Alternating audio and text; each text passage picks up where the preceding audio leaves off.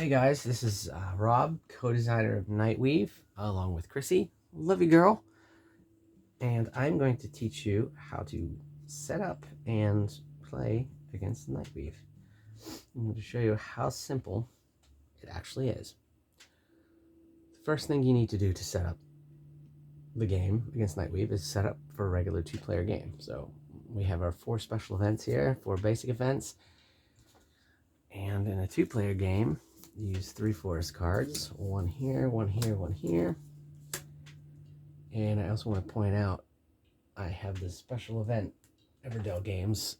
I don't recommend that you use this when you're playing against Nightweave. I will give you some variant rules in another video if you insist on using it, but for right now, we're going to get rid of it. Then, to continue setup for a 2-player game, we need 8 meadow cards. And then we need to give ourselves a hand of 5 cards. And there's 5 for us, and then we need to give Nightweave 1. Her hand is a stack of cards. I'm going to put it off to the side here.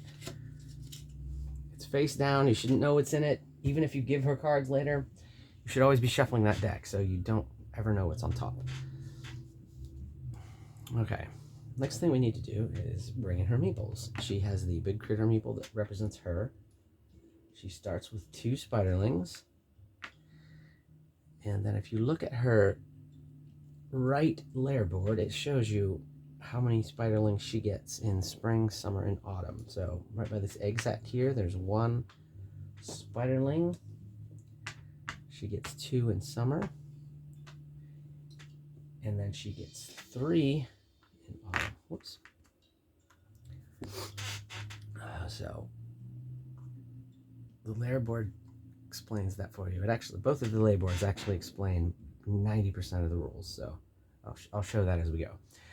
Okay, then we need to set up her activity deck. The first thing you need to do is separate all of these cards based on season. These ones don't have a winter icon, so they are for spring only. And if you look at these don't have winter or spring, so they're for summer use in summer and autumn, and then these have only autumn, so they get added in autumn. So you separate these out. Autumn comes out. Summer cards, there's 4, but if you're not playing with Pearlbrook, you see that's the Pearlbrook symbol, you take that out unless you're playing with it. So she should only have 3. We're doing base game. Same with the spring cards. She also has a Pearlbrook card you need to take out. So she has 3.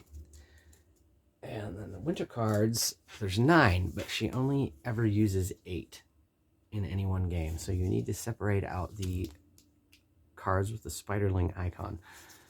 So here, there's 1 with no icon. There's 2 with Nightweave icons. Another one with no icon, and then 5 spiderlings. So what you need to do now is shuffle these up and draw 2.